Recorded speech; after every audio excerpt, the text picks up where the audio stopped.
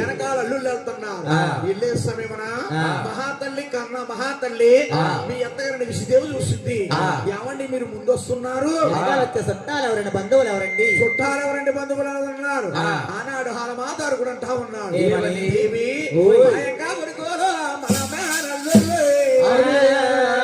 మన కారామంగారు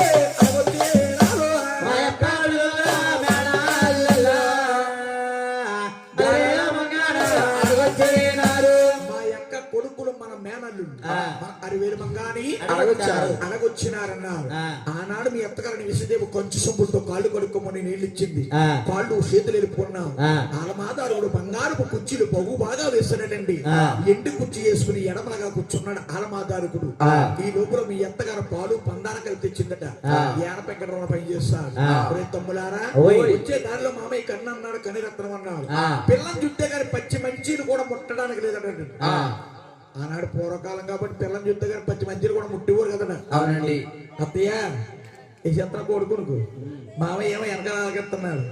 ఏమండి ఆనాడు పిల్లని చుట్టే గారి పూర్వం పచ్చి మంచిని కూడా ముట్టేవారు కదట. అవునండి. ఇప్పుడు ఏం చేస్తున్నారు రాస అంటే వెళ్ళి అలాగానండి కింద కొట్టి పైన తిప్పించా, కింద కొట్టి పైన తిప్పిస్తున్నారండి. కింద కొట్టి పైన తిప్పిస్తాడు. ముగ్గురు కూడా అంటున్నారు. ఈ లోపల కొంత మొత్తం ఎక్కుతుంది. అవునండి. 10 లక్షలు కట్టినా 5 లక్షలు వచ్చేస్తుంది. అయ్యో పిల్లని చుట్టే గారు పచ్చి మంచిని ముట్టడానికి లేదన్నా. ఈ లోపల ఎప్పుడైతే అన్నారు ఆయన ఆలమదారుగుడు మహానుభావులు 6 రజులు కూడా కోట్ల పేటల పరి చెప్తున్నారు. అయ్యో సోడా రాసిందో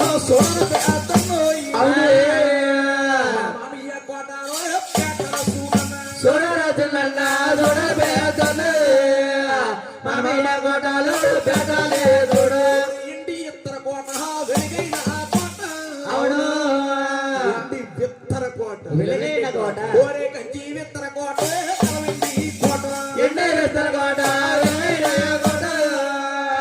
కంచె విత్తర కోట ఇంటి ఇత్తర కోట ఎలుగైన కోట కంచి విత్తర కోట ఇంటి కోట. ఆ కోటకు ఎదురుగా ఉన్న పండ చెట్టు చూడు, కొండ చెట్టు కన్నా బిందెల చూడు, బిందులకున్న ఆకుల చూడు, ఆకుల కింద ఉన్న పువ్వుల చూడు. ఒరే చిన్నయ్య ఓ పెద్దన్నయ్య మామయ్య కట్టాడు పెద్దలు కట్టాడు. అవును మామయ్య కట్టాడు పెద్దలు కట్టారు. అయ్యో లోపాటికి తిరుపతిలో మండువల్లో గుళ్ళ మామయ్య కట్టాడు పెద్దలు కట్టారు. లోపాటి తిరుపతిలో మండులో గుళ్ళు.